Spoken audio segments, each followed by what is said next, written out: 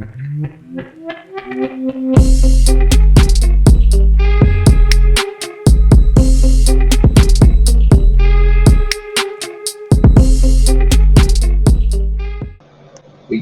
hi everyone. Thank you so much, Gary. Thank you for the introduction. Thank you for the warning. I really appreciate. All right, so hi guys. Good evening to everyone. Thank you for making this. Um, so my name is Chukwuka Ezeoke, popularly known as Shy One. I am a designer and occasionally a noise maker on Twitter. So a few fun facts about me. I was born and brought up in Maiduguri, Borno State, like the far end of the north. I am an only child, and I do not take coffee and I do not take chocolate. Right. So today we are talking about beyond the pixels. Um, this is a really interesting topic. So I'll just get right into it. I hope everyone can see my screen. Yeah. Yep. Awesome. All right. So what does beyond the pixel mean? Um, I mean, I have to admit, right, when I got this topic, I wanted to take it from a perspective of um, social designs, kind of digital product designs that we all know and we are all used to. But then again, I went back and I realized, oh, that I will be taking this from the perspective of career. So that's what I'm talking about today. Beyond the pixels, from the perspective of like career advancement, right? What the ladder of growth or success looks like as a designer or a product designer, basically. Okay, so let's talk about design. What is design? So I would not be defining design because I believe everybody on this call is a designer and we all like have our definitions of design. Besides the definition that the dictionary has, or probably Wikipedia, I think every other definition of design is kind of subjective. And I think everybody on this call too would have like a subjective definition, of design. So I will not be designing. I would not be defining design. Anyway, so every company, every team, right, has their own understanding of what design is, and they have their own expectations of what design roles, like roles of designers, should be in their various companies or teams. So, for example, the way Google sees design and the kind of roles that Google has would most likely not be exactly the same way Uber sees design and the kind of role that Uber has, right? The kind of expectations Uber has for designers, in their company, and so it can vary from organization to organization, from team to team, and then within the user experience field, right? There are like so many specializations, and each of these specializations, right? They have different expectations. Also across companies and teams. I mean, in one company, the expectation of an interaction designer might be different from the expectation of an interaction designer from the next company. So pretty much every company has the way they understand design and the way the expectations they have of designers. All right, moving on. So more talk about design, the evolution of design. So regardless of how companies see design, or regardless of how the expectations companies have of designers, right, in different roles. In recent times, I think the the maturity of UX, right, of design, basically in companies, UX, UI, product, branding, service, whichever aspect of design in companies has evolved, has grown. Um, Companies are now beginning to understand that designers are not just important for pushing pixels and making things pretty. But people are now beginning to understand that, oh, the designers now impact the company in various ways. Designers now impact the company in terms of raising increasing revenue. Designers now impact the perception that people have of the company. The experience that people have of the company is solely dependent on designers. So a lot of companies are now opening up to the realization, or yeah, to that realization that design is becoming, whether they like it or not, design is really becoming a very, very important part, of the organization, very, very important part for the growth of the organization. So the focus is shifting. Designers are not only seen as people who create, pretty stuff, who create usable components or designs. It has changed to understanding that the work, of designers impact the perception of the entire brand and customers' experiences. All right. So now let's talk about the designer. Who is a designer? So again, I feel like everybody would have probably a subjective definition of who a designer is, because I think everybody has something unique to them and would probably want to define who a designer is, from that thing that is unique to them. But this is a definition from Wikipedia.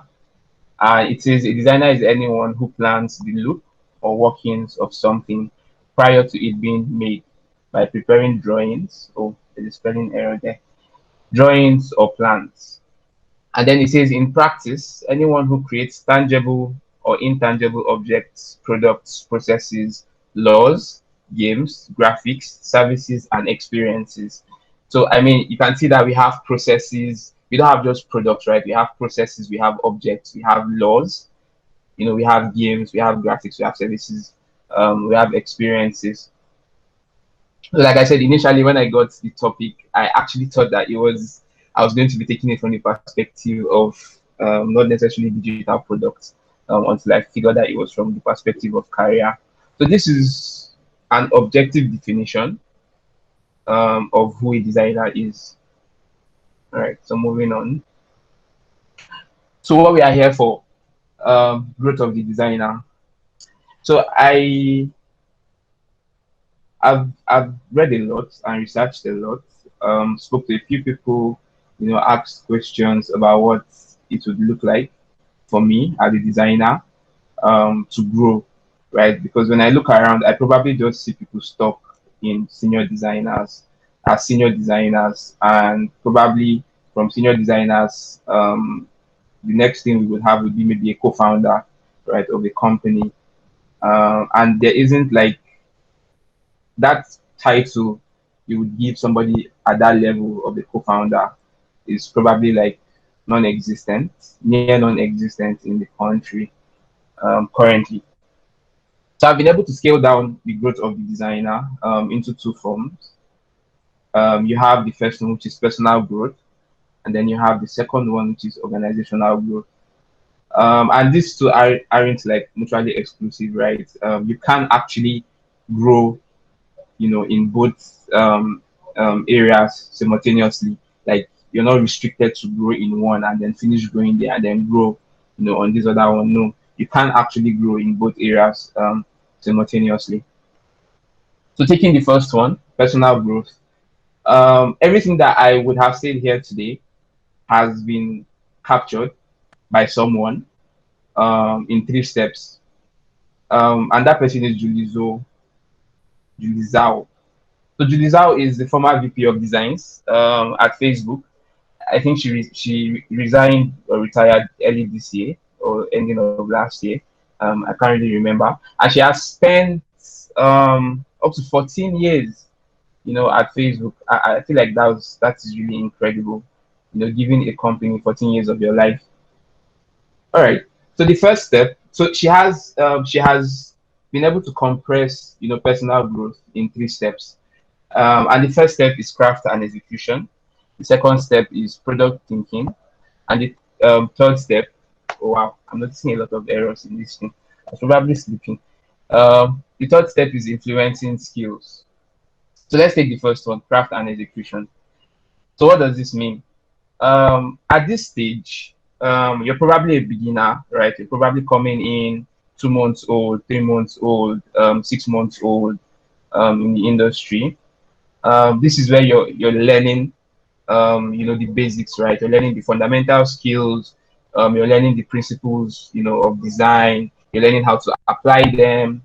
You're learning how to get better, at applying them, using them to produce like really good and dope visuals, right? You're learning all these awesome tools. You can learn InVision, XD, Figma, Sketch, Protopie. Like you're everywhere. You're learning all these tools. You have that flexibility, right, to learn, to jump from one tool to the other. You're getting familiar with making things, really simple to understand. What makes people find an interface simple? What makes people find an interface confusing? Um, so at this point, you're basically just building that foundational knowledge, right? That foundation to grow on. Um, you're knowing your craft, you're executing. If you can get to a point, right, where every design you make, every craft you make, right, everything you're given to do, you execute it well, and your designs begin to like look really dope and bang. Then you're like well on your way to landing a good job, probably. That's like a starting point, a very, very good starting point for you. So the next would be product thinking, right? So what does this mean? So at this point, the expectation is that you should be able to understand the end-to-end um, processes involved in designing. You should be able to understand the different moving parts, right? When probably building a product or designing an experience, um, you're beginning to solve more complex questions. You're beginning to learn or get comfortable with solving more complex questions. I mean, you now understand what. So Julizo says you now understand what a good outcome, of a product or an experience is, and you're also learning how to design, an experience that would lead to those, good outcomes. So at this point, you're going from not just designing a simple login screen or a simple flow, right, that helps people, allows people to create an account, right, on an insurance service. So I use the insurance service as an example for a reason. So you're not you're going from just designing a flow um, for someone to create an account, right? To now designing probably an experience that helps people understand the value of insurance so that they can like keep paying, monthly or keep coming back. So take for example, convincing someone to pay for life insurance, like every single day that you're alive, right? Pay for life insurance. How do you convince somebody to pay for their death? Like in the event that you die, right? Everything goes to maybe your family or something. How do you sell to somebody with their death in their face and still get them, to keep paying you monthly for their death or an event that would lead to their death or something? So yeah, that's a really complex problem because you would have to understand behaviors, right? You would have to have a deeper understanding of how humans work, of how humans think, how they feel, right? Their emotions, their behaviors, to be able to design like probably digital experiences at every point in the flow, right? There's always something that is letting this person know that it is good to like, save money, do like a life insurance, save money for your debt. It is really good. So problems like that are kind of difficult to design for. So when you get to that stage where you understand product thinking, the expectation is that you should be able to tackle, problems like that. And if you can actually tackle problems like that, then companies would come after you. Like they will be buzzing each other, to get you. That's like the sweet spot for middle level designers to senior designers. That's like the sweet spot for them. Now you do not necessarily have to finish one step before you move to the next step. I mean, I think it varies. You can't actually be learning the first step and slowly start transitioning, into the second step. So start learning craft and execution, and then slowly start, you know, transitioning into product thinking.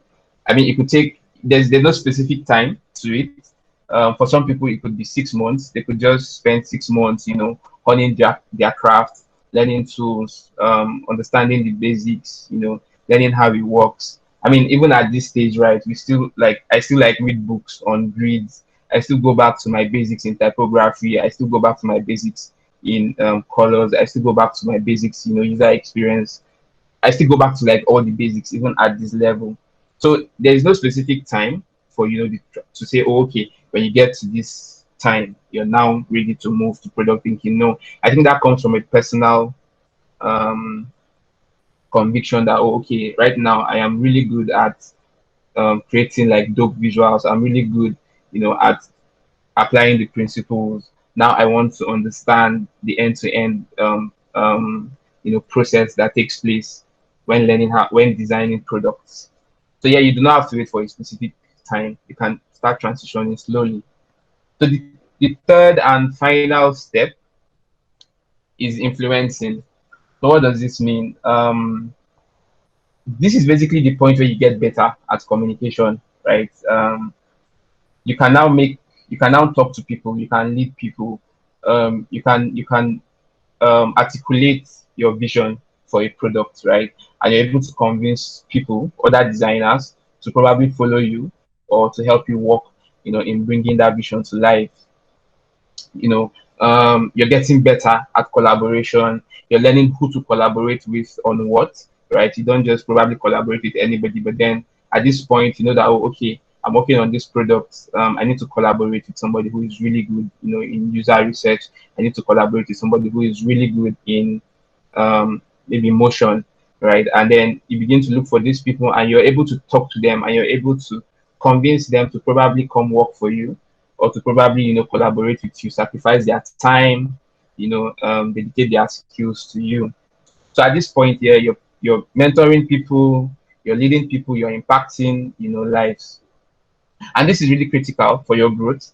If you intend to be a leader, right, in this profession, if you intend to pursue leadership as a designer, it is a really important step that you need to pay attention to, and like you know put in enough effort and time to harness it really well. All right. So that for personal growth. So we're going to organizational growth. Now, generally, organizational growth is divided into two parts. Um, this is not usually common in Nigeria and probably in Africa, because during my research, most all the companies I saw that had this um, were foreign companies, right? Um, so this is basically parts that you can take in a company as you go up the ladder of design in companies. So companies like Uber, companies like Lyft, companies like Airbnb, companies like um, Google, right? They have these various parts that you can take to growth. So we have the first part, which is individual contributor, and we have the second path, which is management.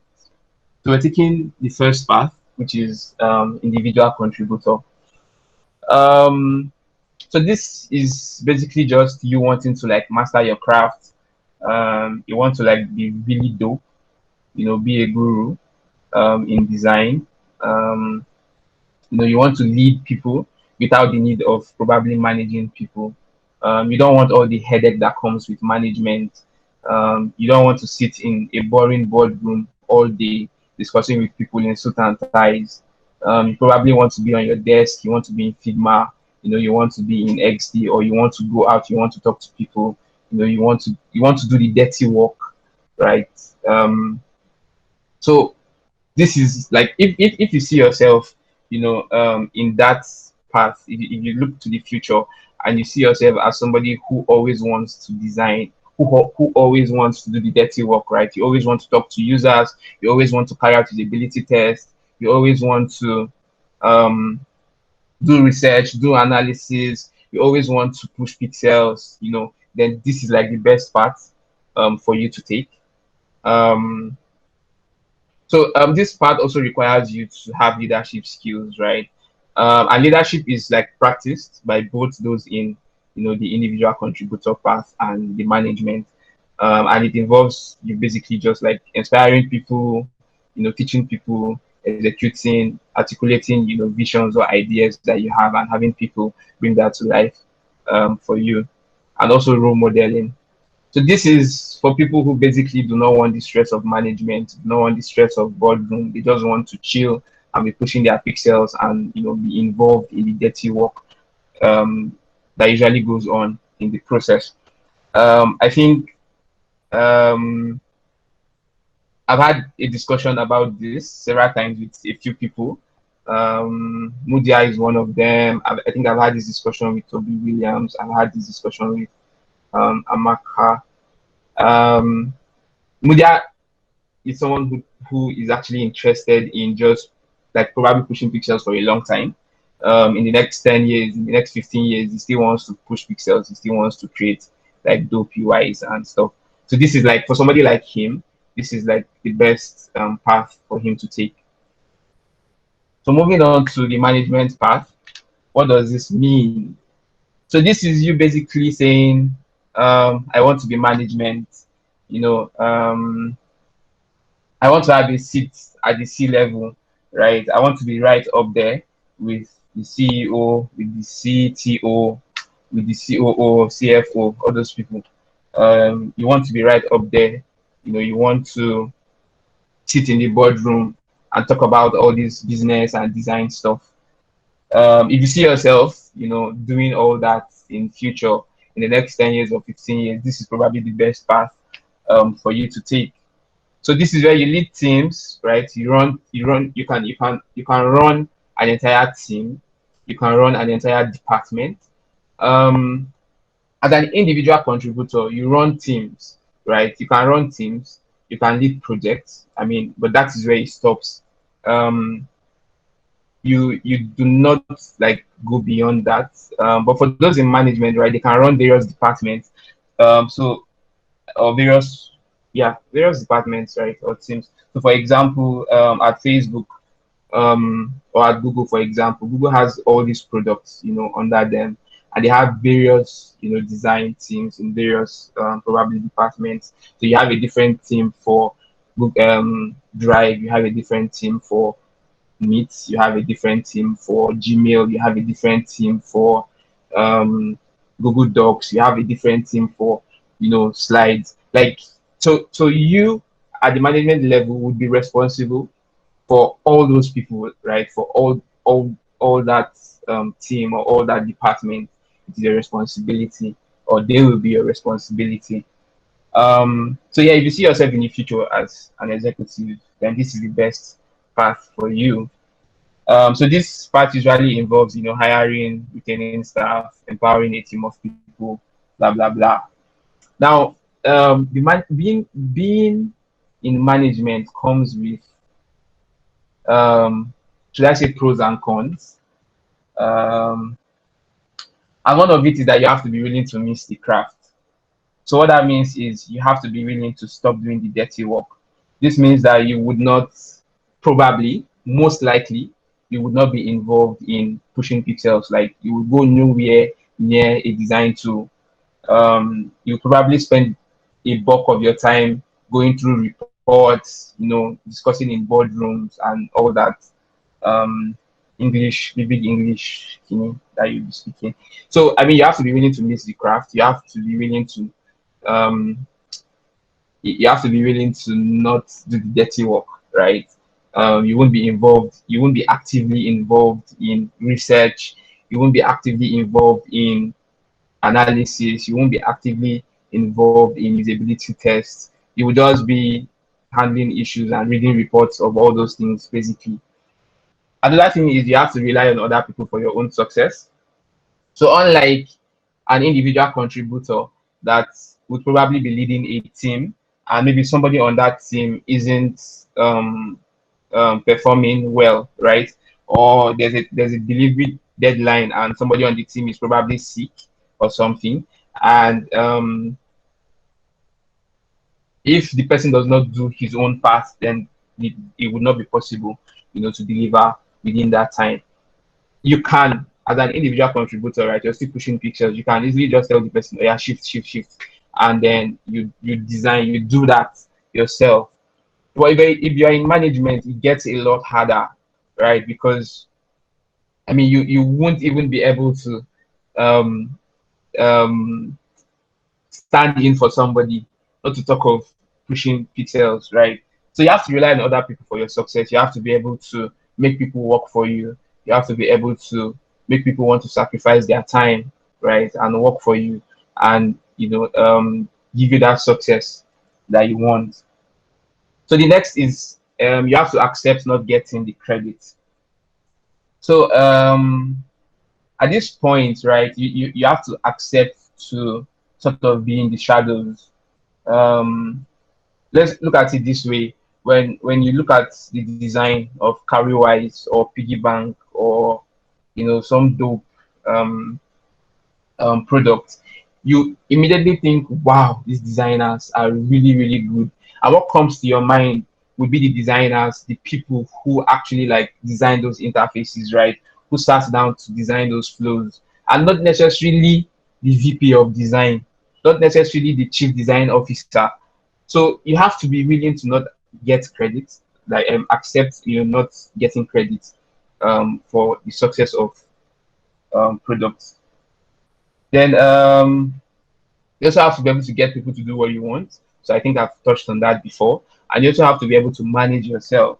So managing yourself is really important because you will be managing people, right? You'll be managing departments, most likely, various teams, like 2, 3, 4, 5, 6, 10 teams, 12 teams. So you have to like get really good at managing yourself if you want to really manage like all those people. So during my conversations with Moody and all these other guys, I always tell them that me is management. Though I don't see myself pushing pixels in the next maybe 15 years. Um, I want to be like I want to have a seat right at the table. I want to be able to come up with visions for a product.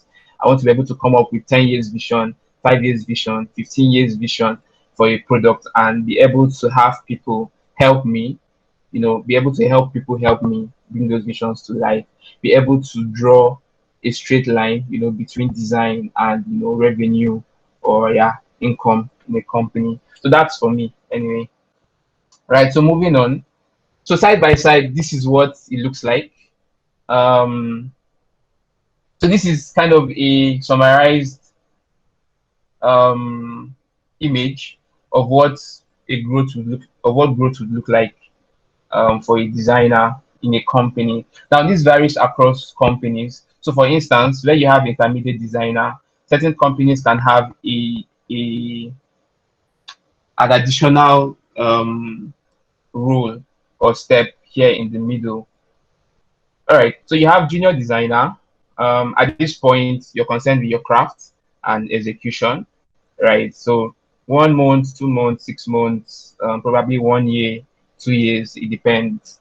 And then you move on, right, to intermediate designer. At this point, you're transitioning into product thinking, right? You're beginning to solve um, some problems, maybe not so complex problems, but you're beginning to solve some level of problems. And then you have the senior designer. Um, at this point, you are fully transitioned into product thinking, right? The expectation is that you are fully transitioned into product thinking. You can solve complex problems. You can lead team. You can lead a team. You can mentor people. You can teach people, and all that expectation. So from this point, you now have to make a decision if you want to go, um, the management path, or you want to go the individual contributor path. Now, if you look at this, you have just two levels of growth for the individual contributor, and then you have three levels of growth for the management. So individual contributor gets to a certain point and actually stops growing. um I mean, organizational wise, right? In the eyes of organizations, you actually stop growing at that point. So that point would be like principal designer. This is like the highest you can get to as an individual contributor, unless you want to switch to management, which you can actually switch if you want to switch.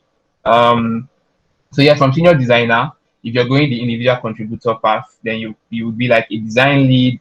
You would be like a principal designer.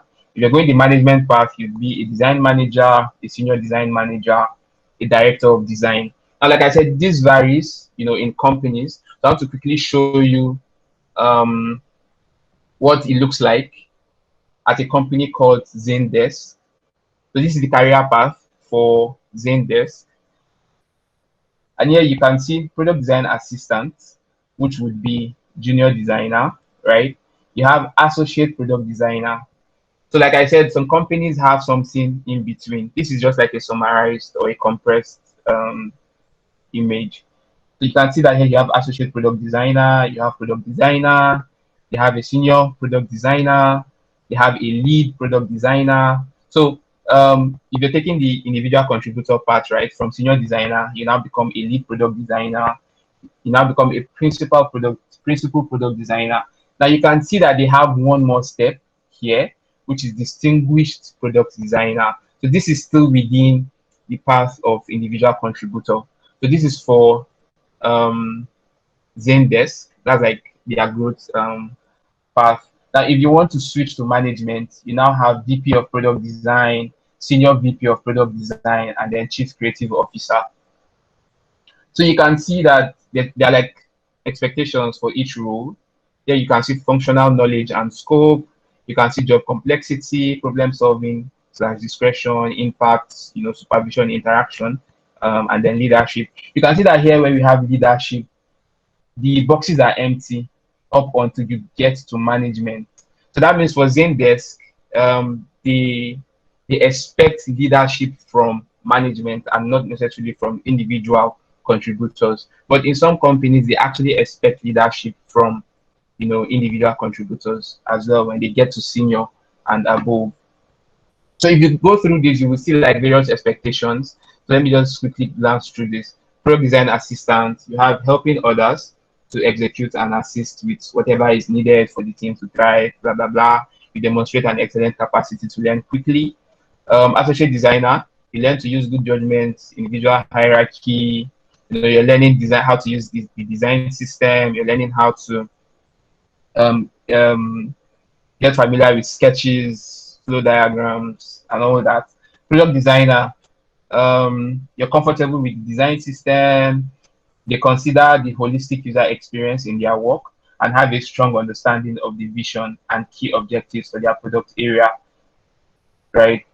Senior product designer, expert level product designer with extensive and demonstrated expertise, blah, blah, blah, displays an expert level understanding of user-centered design methodologies and the willingness to help and mentor those around them.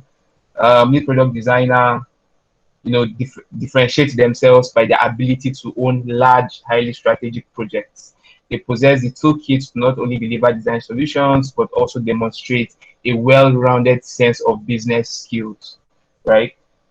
Principal product designer, very active in the community, have well-established reputation, possesses the ability to conceive, socialize, research, execute on complex design projects. So you can see how the expectation keeps getting tougher and tougher as you grow or as you like go across. All right, so moving on. So this is a summarized example of my own personal path. Like I said, I want to be like in management. So you have mid-level product designer, which is where I'm currently at. You have senior slash lead product designer, and then I want to move on to being like a design manager, probably get my MBA, and then move on to being a vice president of design or a chief design officer or something. Um, Why you see MBA here is because I've researched and I've checked qualifications of people who are vice presidents of design and design officers, and most of them kind of have an MBA. So you need to have that understanding of business and design, right? So that is why you see MBA there. All right, moving on. So generalist versus specialist. So this is my opinion. Generalist, being a generalist is good, but specializing is great. Um, I've seen a lot of arguments for and against, right? In conversations with other designers, I've seen people with different perspectives and opinions. But then it's always good to be a generalist when starting out, especially in an environment like ours, Nigeria, where um, people would hardly pay you for being a specialist, right? I mean, very few companies hire specialists. In fact, they are looking for somebody who does UI, UX, and develops, knows back end and front end and JavaScript and all those things inside one person. Not to talk of when you say, "Oh, hire me, I'm just a UX researcher and I do just UX research." It will be difficult for you to even get a job in this country. So as you're starting out, it's probably best for you to be a generalist, right? Be able to run the spectrum, and it also helps when you transition to being a leader, like being a senior designer, a principal designer, and you're leading teams and you have people who handle different parts, right, of the project. You can actually tell when someone is doing something right and when someone is not doing something right. Being that you've had the generalist experience before, you are able to run through the entire spectrum. But then I think as you grow, 10 years into your career, 15 years into your career, you might want to consider start specializing, having a niche for yourself, getting known for something specific. I feel like that's very important because at that point, that is what would make you stand out. Um, because virtually everybody who is probably your junior or behind you would be generalist, and what would make you stand out would be that specific skill or that specific niche that no one can compete in with you. All right, so ensuring growth. Oh shit, 8:43. All right, ensuring growth. These are some of the things that you can do. First of all, you need to figure out what path you want to explore, right? Where do you see yourself in the next 10 years, 5 years, 15 years? You need to figure that out. You need to know if you want to go the management part or the individual contributor part. Because if you don't agree with yourself first, you would lose focus, along the way. You would not have motivation to continue. Now, when you know the path you want to go, I advise that you reach out to someone who is probably on that path so that they can guide you, right? So if you choose to go the management path, reach out to somebody who is in management. If you choose to go the individual contributor path, reach out to somebody who is in the individual contributor path. Network internally and externally, network with designers, network outside design, network in data science, network in HR, network in social media, network in medicine, like just network, right? Get out of the tell me what to do mode. So this is basically you taking initiative. Don't always wait for your line manager or your senior designer or your lead designer to tell you, guy, do XYZ. This is basically you taking initiative and learning to work independently on your own. So be open to feedback and accept the fact that there's room to improve. So I think that is self-explanatory. Show your work to as many people as you can, as often as you can for feedback. And please don't take feedback personal. You have to separate your job from who you are. Work on your growth areas. So this is working on areas where you probably have weaknesses. So I mean, if you're not really good in, say, interaction design, for example, you should probably work, on that area and just try to cover up, at least have like good knowledge of those areas. Ask ask questions all the time, right? Don't always agree on what you're told. Try to find out more. Try to understand more. Raise your hand and try everything. I mean, try everything and anything, right? Try UX design, try research, try strategy, try visual design, try motion, try illustration, try iconography. Just try everything. Enter anywhere and everywhere. The hustle is real. Read books about human culture and psychology. get better at understanding humans, get better at knowing, what drives humans, what makes them tick, what makes them happy, what makes them sad, what makes them make the certain decisions. Live your values. This is very important. You need to have values, right? As an individual, as a person, things you believe in, things that you would stand by, no matter what happens. So you need to live by those values. Be a collaborator, that is explanatory. Be a communicator. Be an opportunist. So always try to take advantage of projects, right? Try to give it your best. Try to show yourself. Um, Forget how people say that you shouldn't show yourself. Guys, show yourself. Very important. Be organized. So as you grow, right, you depend more on your organizational skills, being able to assign time to task and keeping like a clean and organized workflow and all that. So try to be organized. Now optimize for continuous progression. Whatever you do, do not remain stagnant. Always make sure that you're learning, you're knowing stuff, you're asking questions, you're taking roles, right, that set you for the next step. That is what it means. That is what I mean by optimizing, for continual progression, for continuous progression. All right. All right. Yeah, yeah, yeah. Any shortcut? So this is for people that do not like stress and probably do not want to go through all the hassle. I mean, once you know the basics of design, you can, start your own startup and just be at the management or executive level and move on with your life. No stress, everything soft.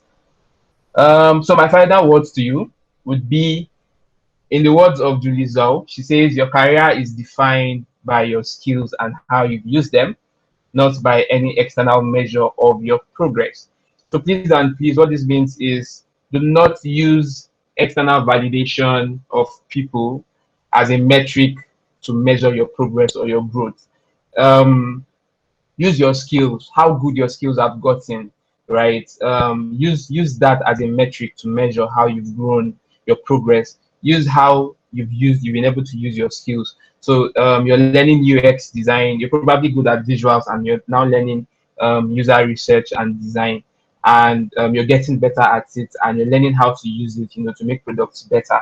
This is what that this final statement or word means, and that is what I'm leaving you with today. So yeah, I hope I've been able to make sense out of all this shalaye. Um, and thank you very much, everyone, for listening in. I appreciate you all for sacrificing the time to join in. So yeah, thank you, thank you. Derek, over to you. Send over to you like what at the radio station. Thank you so much. Thank you so much, Chukwuka. This was really, really educative. There were many times where it felt like you were directly attacking me, but I will not talk. But yeah, this has been really, really educative, and I'm pretty sure everyone agrees. So thank you so much, everybody. Let's thank Chukwuka for this session. Also, if you have any questions, please put them in the comment section, and we will answer. We have to finish on time, so yeah, if you have questions, please quickly just put them out. Also, please fill the feedback form and let us know how the session was. I'll be posting that now. 1 second, please. Yeah, please fill. So guys, Yeah, feel free to yeah. ask questions. If you have questions sometime in the future, you can always reach out to me on Twitter or IG, preferably Twitter, um, at Shy1. I might not reply immediately, but I will definitely reply and get to it. I'm apologizing in advance for not replying your DMs early. All right, questions. Sorry, hold on, Chukra. About the slides, yes, we'll Mhm. be getting them. Actually, you can get them right now. They've been posted at this link that I'm about to post. So yeah, you can get access to the slides. Yeah, and as Asha's like has commented, all the videos will be posted on our YouTube channel. So you can subscribe to our channel. So when the videos, the recordings rather, are posted, you will know. Yeah. Yes, that's it. Leave me alone. Also, yeah, follow Asha on social media so that when like we have updates, you will be the first to know. So, yeah. Now, if you have questions, please ask. Chukwuka, you have no, you had a question, but I'm not going to allow you to answer this. You people should not disrespect my guy. But if you have any serious questions, please ask. Abby, please ask. Joe, please. You people should leave me alone. Focus on Chukwuka, please. Please. Okay. No questions. Was I that clear? Oh, give away Guys, for the ask first person to questions ask then. the question. Giveaway. What giveaway? Uh, First person to ask the question probably gets to work with me on a project. Daniel Maybe. actually asked the question first, so I. still of them. I. Okay, let's hear it.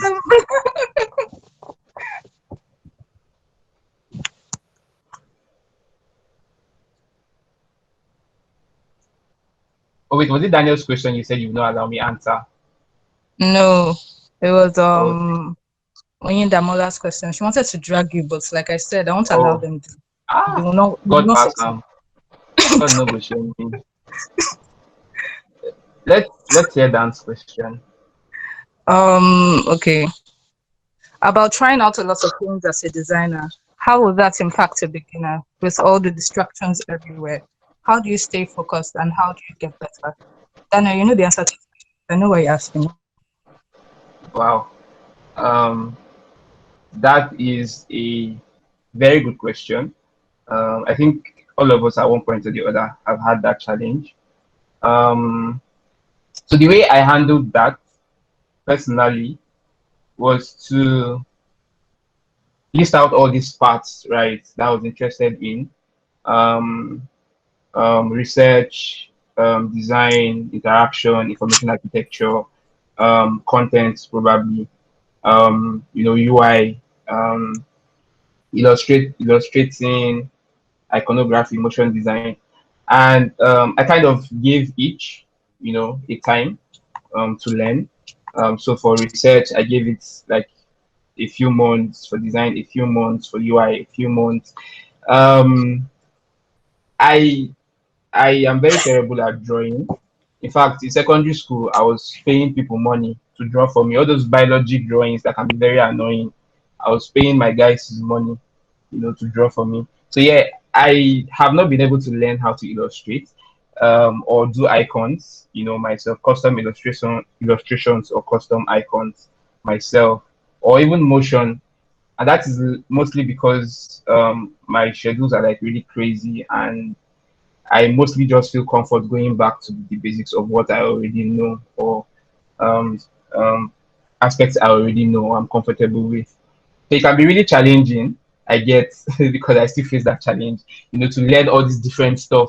But my advice would be that as a beginner, it's probably the best time to learn because you have time and you do not have, please, you do not have to, like, the pressure that you imagine that is there is not there. It's just your imagination, guy.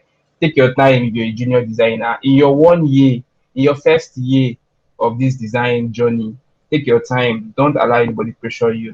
Like take your time, invest time in learning these things, right? Because the moment you begin to grow, man, the pressure keeps coming back to back, and you might not have time anymore. So yeah, I mean that is how I handle it personally. Set out time for each of those aspects and dedicate time to them. Um, and as you become good in them, you would actually see yourself grow. People would actually see you grow, and come after you. I don't know if that answers the question.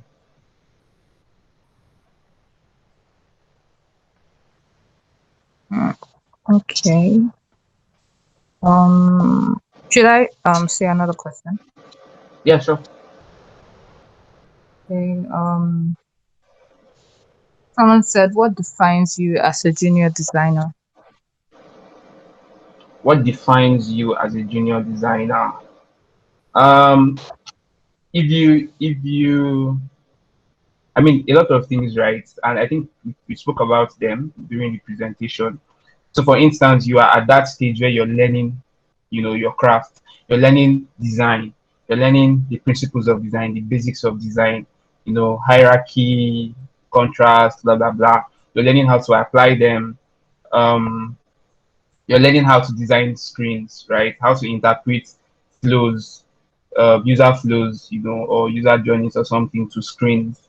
Um, you're not really good with solving problems. So I cannot come up to you and say, um, I have a problem, and my problem is how might we get 17-year-old kids to start saving money in Nigeria. That is a big problem, right? I would not necessarily bring that kind of problem to you because you are yet to get to that point or to transition to product thinking where you'll be able to solve problems like that. So you're a junior designer when you're still learning the basics, you're still getting better at the basics. If you look at Zen, this description here for functional knowledge and scope, right? They say helping others to execute and assist with whatever is needed for the team to thrive. You demonstrate an excellent capacity to learn quickly and model after the best people and practices around them. So let's check out what they have under job complexity. They say executes on a variety of tasks of minimal scope and complexity. Let's look at problem solving. You rely heavily on your manager to solve problems. Let's look at impact. Has limited impact on your own work, right? Contribute towards the completion of routine technical slash functional tasks. You work within standard procedures and practices. Supervision and interaction normally receives detailed instructions on all your work, right? So you depend a lot on being told where to go next, what to do next. You have all these questions in your head about what to do next, right? That would actually make you like a junior designer. Also, I think number of years, say in your year one, I mean you can actually rise from junior to senior designer in 1 year. That's like possible. Um, but yeah, I think in your year one you're still a junior designer. Probably your 2 years, maybe 1.5 year, you're still like a junior designer. Then in your like when you're getting to maybe 1 year, 9 months, 12 months, you're gradually transitioning to being maybe an intermediate designer. You're now learning to, work with other people. You're getting better at the whole visual design thing. You're getting better at the principles, the basics. You're getting better. You're bending the principles, right? You're doing sweet stuff. You're doing amazing stuff. I don't know if that answers the person's question. Okay, guys, we only have 2 minutes more, so we would only be taking one more question. But before I say what that question is, if your question wasn't answered, please tweet it with this hashtag. I'll be putting that now with the hashtag Asha Sessions and tag Chukwuka. His Twitter handle is up, and he will definitely answer. The last question for this session.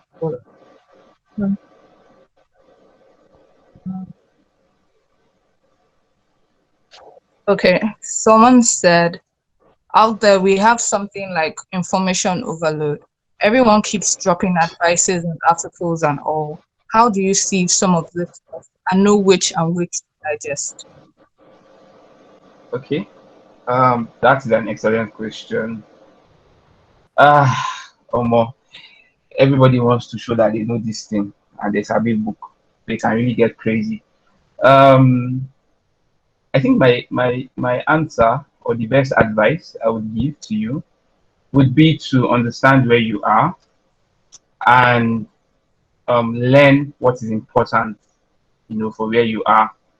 So if you are a junior designer, right? If you're at that stage of craft and execution, you probably shouldn't worry about reading books like um, validating product ideas or running a startup or design and business or um, you know more complex and serious articles or books. You should just concentrate on reading things that would make you better at visuals, at designing. Um, Books on visual hierarchy, books on typography, books on um, um, what do you call it now? Books on contrast, alignment, visual principles, grids, right? Books on grids, um, books on how to be an effective follower, stuff like that.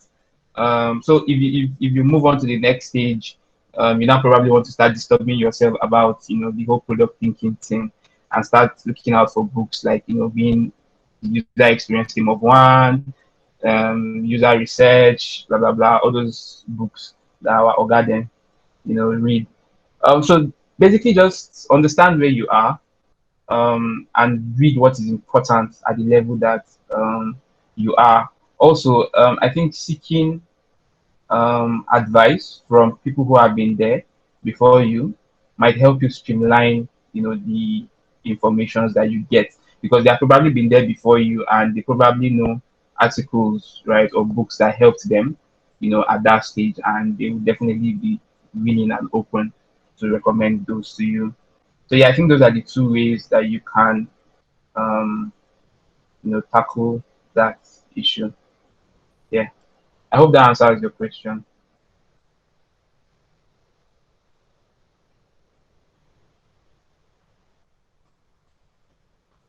Okay.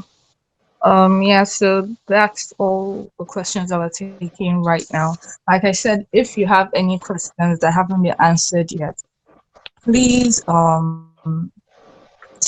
use the hashtag. I'll post that again. Hashtag Asha Sessions and tag Chukwuka at underscore Shine, and we'll answer them. Yeah, he will answer them. Thank you guys for joining. Thank you once again, Chukwuka, for this session. Um, yeah, bye. All right, guys, Chukwuka thank you first. so much. They say you to give away for all. Give Yeah. away. Girl, boys are broke. Oh. These are very trying times. I don't like lies. I don't like lies.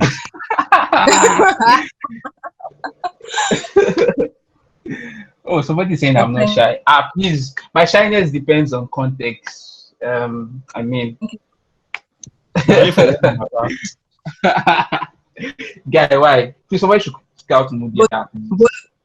we're kicking you out, but I said we are not dragging Shawan during this session. Cynthia, don't join them.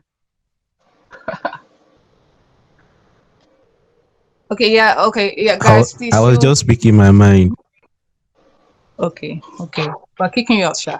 Please fill the feedback form so we can know what to do better for the subsequent sessions. Yeah. Thank you, guys. Thank you so much. Don't forget, you can get the slides at this link that I just posted.